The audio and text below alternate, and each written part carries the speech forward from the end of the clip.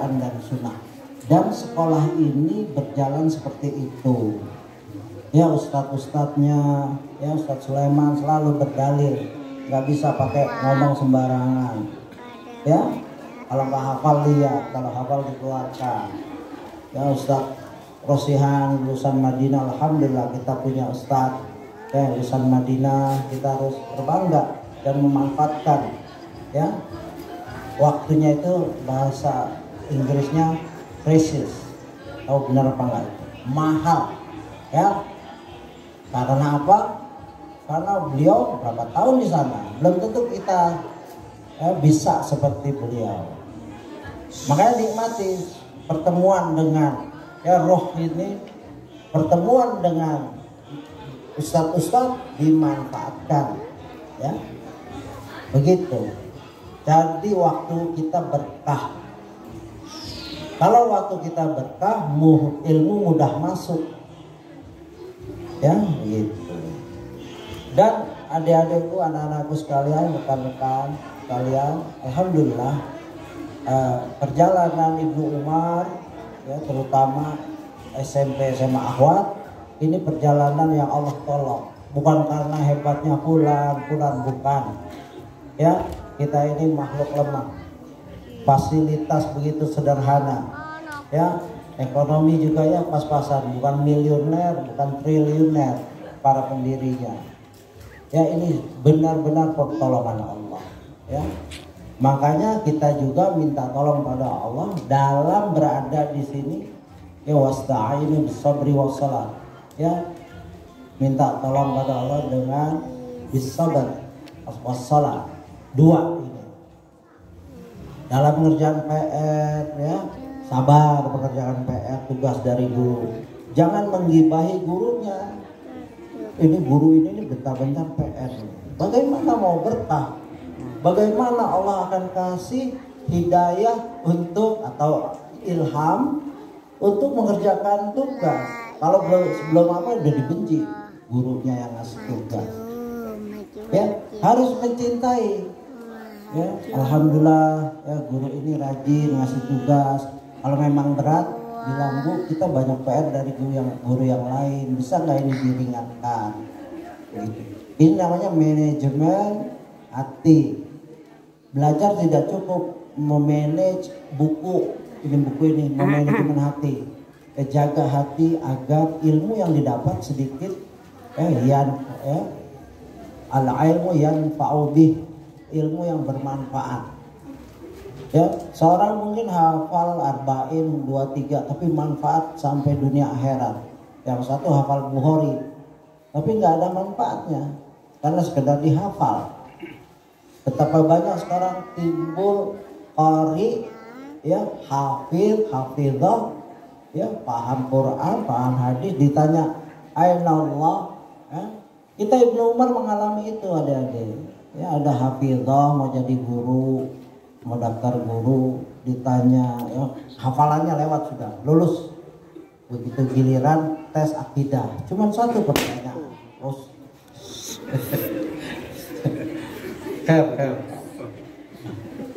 Keren Pak Faisal yang beraksi.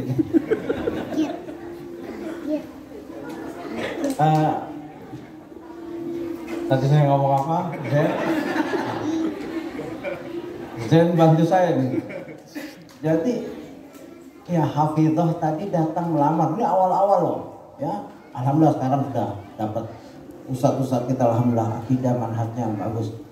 Ditanya lulusannya sudah bagus, baca Qurannya, mungkin Ustadz Sulaiman salah satu orang-orang yang mengetesnya. Begitu ditanya satu persoalan, satu, aina Allah ya ustazah, di mana Allah? Nah, kalau anak-anak adik-adik ini udah tahu kan? Kalau saya tanya aina Allah, tahu kan? Tahu, iya. Ada nggak tahu?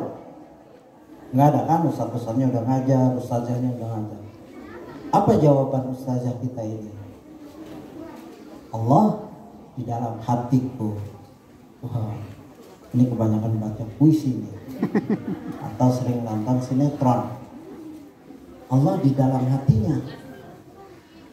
Kalau sudah ditanya Allah itu zat Allah, ya, Kalau ditanya ilmu Allah mungkin Allah mengetahui ya. Ya'lamu sirrakum wa jahrakum wa ya'lamu ma taksibun. Allah mengetahui apa yang kamu rahasiakan, kamu tampakkan. Ya, begitu. Tapi kalau zat Allah nggak boleh kita bilang di hati, di mana-mana. Ini baru satu persoalan. Alhamdulillah sekarang ustazah sudah kita dapat yang bersih akidahnya. Ya, langsung Aina Allah fis sama, sesuai dengan Juriyah waktu ditanya Rasulullah SAW. Nah ini artinya seseorang tidak menjamin paham akidah walaupun sudah hafizah atau hafiz Quran. Nah adik-adik dari kecil, dari TK ini yang di Ibnu Umar diajarkan Aina Allah. Kemarin saya ikut tuh akhirus sanah TK. Saya ditanya Aina Allah Is sama Ar-Rahman alal arsy istawa. Dulu saya kecil nggak ada pelajaran kayak gitu. Ya memang saya nggak masuk TK waktu itu. Ya langsung SD udah lambat lagi. Main terus kita. Ya anak Retengsin Jakarta. Ya urakan lah. Ya saya bersyukur. Ya sudah background sedikit aja. Ya begitu. Artinya orang yang sudah tahu kesesatan dan dapat hidayah dia lebih peka dibanding orang yang dari kecil lurus saja.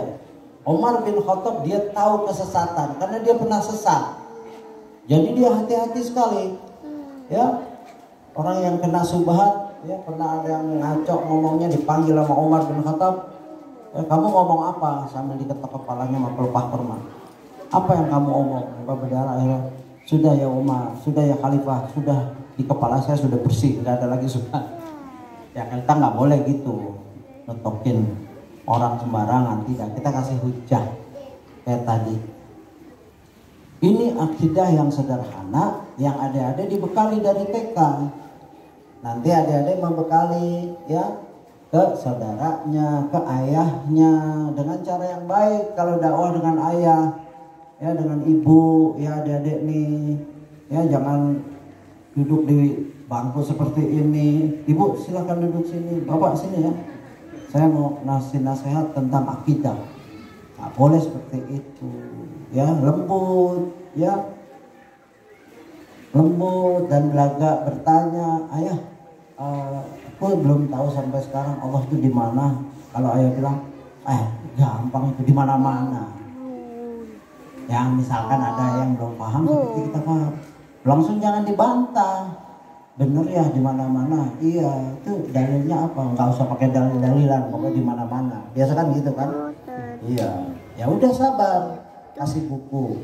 Aku punya buku nih dari sekolahan. Allah sama begitu.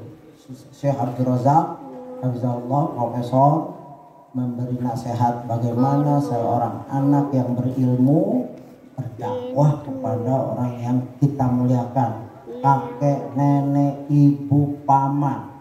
Ini tugas adik-adik dari kecil sudah mulai melatih itu. Ya, satu jaga adab. Ilmu tidak bermanfaat tanpa adab. Ya, Abdullah ibn Mubarak salah satu ahli hadis yang maknanya mengatakan, aku lebih senang membaca kalimat tentang adab dibanding kumpulan hadis. Ya, ini ulama salaf seperti itu. Bahkan diantara ulama salaf dipesan sama bapaknya, jangan kamu belajar hadis sebelum kamu belajar adab. Ya, karena adab itu berkesan. Ya, betapa banyak orang di Australia masuk Islam karena adab, bukan karena dalil. Ya, contoh nih, ya teman-teman Ustaz dulu waktu di sana di Australia, dia beli, dia cerita, saya tanya, kamu kenapa masuk Islam? Begini. Manggilnya sana brother kan. Gini akhir saya dulu ada garage sale. Garage sale tuh barang-barang bekas kita dijual di tempat. Nah dia datang, biasa kan nawar-nawar, tapi ini disediain teh, disediain saudara mau apa, teh apa kopi. Padahal kalau beli barang-barang bekas nggak ada pelayanan kayak itu. Datang lihat barang ada murah ambil, udah gitu aja. Kalau ini bingung kok, ini pelayanan kayak orang bertamu. Memang kan tamu karena jualannya di garage sale. Garage sale itu di rumah kita, ya rumah kan besar-besar kayak gini lah, rumah Australia kayak gini nih. Sebelahnya ada gudang, nah itu barang-barang bekas kita tumpuk di situ. Nah orang ini menyediakan teh, setiap yang datang nggak beli nggak apa-apa, minum teh, ngobrol. Nah dia itu taunya Islam itu teroris. Namanya Yusuf Newman, orang Australia, istrinya orang Singapura. Akhirnya dia selidiki Islam, dia belajar Islam, sampailah jumpa dengan orang Singapura, jumpa dengan kita. Akhirnya dia masuk Islam gara-gara cuma nyediain teh.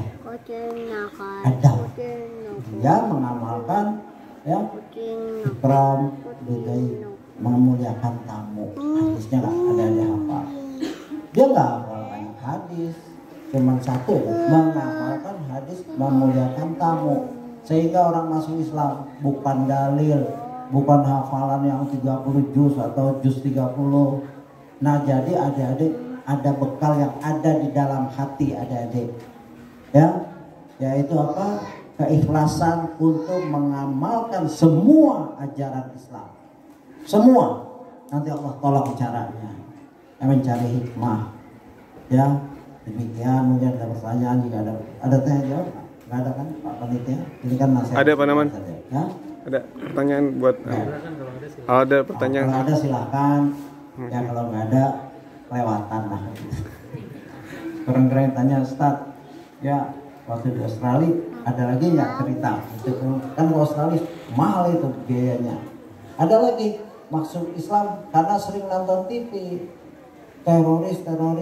Saya sudah dibaca buku. Ya serem-serem kan dulu teroris. Beritanya ngebom apa Bali dibom, terus Amerika dibom. Jadi serem, mereka jauh dari Islam tapi penasaran. Akhirnya mereka baca buku. Terus kan bertanya, oh kan ada manfaatnya kan teroris?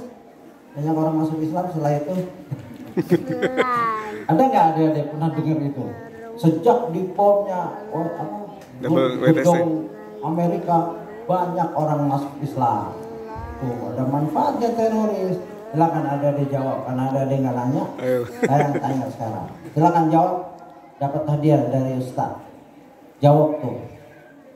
Kalau bisa Ustaz juga boleh jawab. Oh ada manfaatnya kan? Ya semua. Coba jawabnya gimana kalau ada dihadapi mau dakwah terus ada orang kayak gitu tuh kan? Bermanfaat teroris tuh.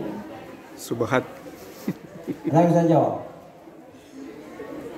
Mudarat. Nggak ada nih. Padahal dapat hadiah besar loh. Ada yang bisa jawab? Jangan malu-malu, salah nggak apa-apa. Ayo. Tunjuk tangan. Bismillah. Baik. Nggak ada yang bisa jawab? Baik. Ya, karena tanya jawab nggak ada, jadi Ustadz nanya juga nggak dijawab, ya terpaksa Ustadz terangin apa jangan jawabannya? Terangin, Ustaz. Apa episode tahun depan, akhir sana tahun depan aja jawabannya? Terangin, Ustaz. Ya, jawabannya tidak semua yang bermanfaat itu benar. Ya, tidak semua. Alkohol bermanfaat. Ya, alkohol kan bermanfaat, tapi apakah halal? Ya, ada pendapat ulama. Ya, ini kan bermanfaat. Ya, tidak semua bermanfaat itu benar. Ya, alkohol bermanfaat, tapi kalau diminum haram.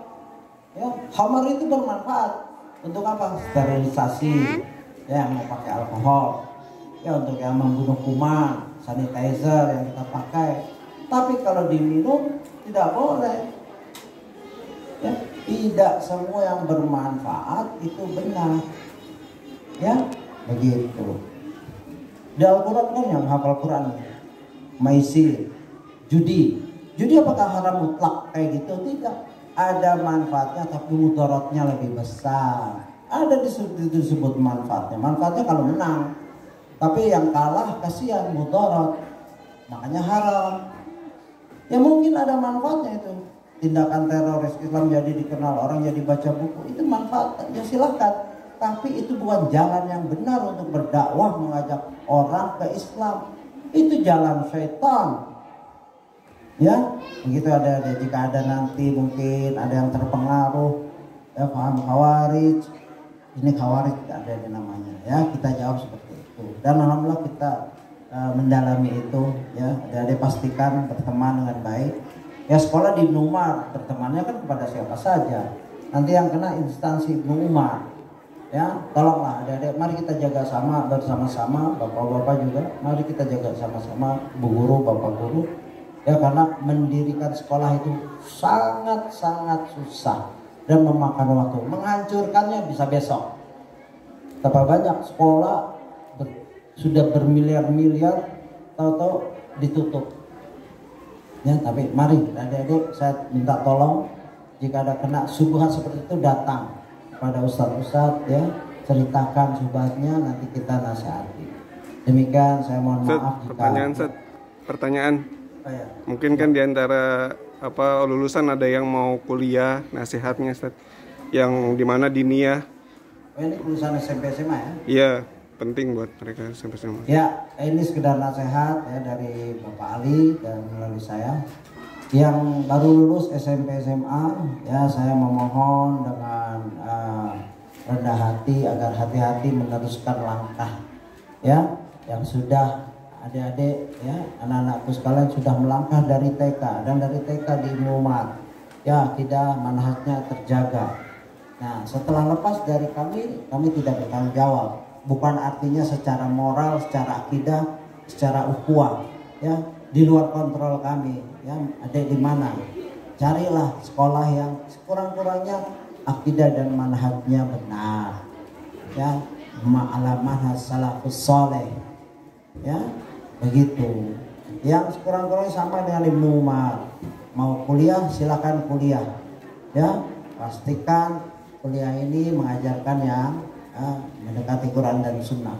Kalau belum ada jurusannya yang ini, tapi saya pengen jurusan ini, nah ini problemnya. Silakan diskusi ya dengan ustadz-ustadz terbuka. Ustadz, saya mau kuliah tapi kuliahnya kayak gini, bagaimana? Saya masih jumpa itu alumni Ibnu Umar ya, ada yang kemarin itikaf jumpa salah satunya alumni, dia cerita, Ustadz saya kuliah di sini begini, subhatnya belajar filsafat ini itu. Ya itu belajar filsafat sekedar untuk nilai, tapi jangan dimasukkan ke hati karena itu bisa kufur. Filsafat itu ilmu kalam, filsafat lebih sesat daripada ilmu kalam. Ilmu kalam saja disesatkan ya, nanti babnya lain ya, bagi yang mau kuliahnya SMP SMA gitu. Jadi harus hati-hati. Dan kalau minta nasihat kepada guru-guru silakan sebelum memilihkan. Sebelum memilih perkuliahan. Ya, saya berharap insya Allah adik-adik terus dijaga Allah ya, semoga Allah menjaga kita. Allahumma hdini wa syaddidni, ya Allah berilah aku petunjuk ya, benar-benar, karena petunjuk itu mahal, jangan sampai lepas ya. Adik sudah berjalan bertahun-tahun di Ibnu Umar, bukan artinya orang yang di Ibnu Umar sembuhkan sekolah seperti ini, menjaga benar akidah dan manhajnya dan membekali ilmu dunianya, begitu maksudnya. Banyak bahkan lebih bagus dari Ibnu Umar, tapi adik-adik karena lulusan dari Ibnu Umar ya, nanti kalau ada reuni ya saling mengingatkan, jangan reuni digunakan untuk bergibah ria, guru ini kayak gini, guru itu kayak gitu, betul ya, ini kayak gini musrifahnya, jangan ya. Sudah ngumpulin duit, sudah jarang jumpa, begitu jumpa bergibah berjamaah itu nggak boleh ada ya. Boleh tuker-tukeran ilmu, kamu kuliah di mana, kamu belajar apa, begitu ya. Ini bagi yang yang mau mungkin berpisah dengan ibu-ibu ustadz ya, kami mohon maaf mungkin selama adik-adik anak-anakku di Ibnu Umar ya, mungkin banyak kesalahan kami, baik pelayanan ya, fasilitas dan ustadz-ustadz atau ustazah-ustazah kurang memuaskan, bukakan pintu maaf yang sebesar-besarnya agar nanti di hadapan Allah tidak saling menghujat ya, menjadi saling berdebat kita di hadapan Allah ya. Tolong bukakan pintu maaf sebesar-besarnya, sampaikan kepada orang tua adik-adik bahwa saya mewakili ustadz-ustadz di sini, rekan-rekan, mohon maaf jika ada kekurangan dari segi pelayanan ilmu fasilitas, akhlak dan lainnya. Demikian begitu Pak Ali. Jazakumullah pada waktunya, dan maaf kebahagiaan adik-adik saya ambil untuk nasihat seperti ini ya, seharusnya mungkin singkat saja. Subhanakallahumma wa bihamdika asyhadu an la ilaha illa anta astaghfiruka wa atubu ilaik. Assalamualaikum warahmatullahi wabarakatuh.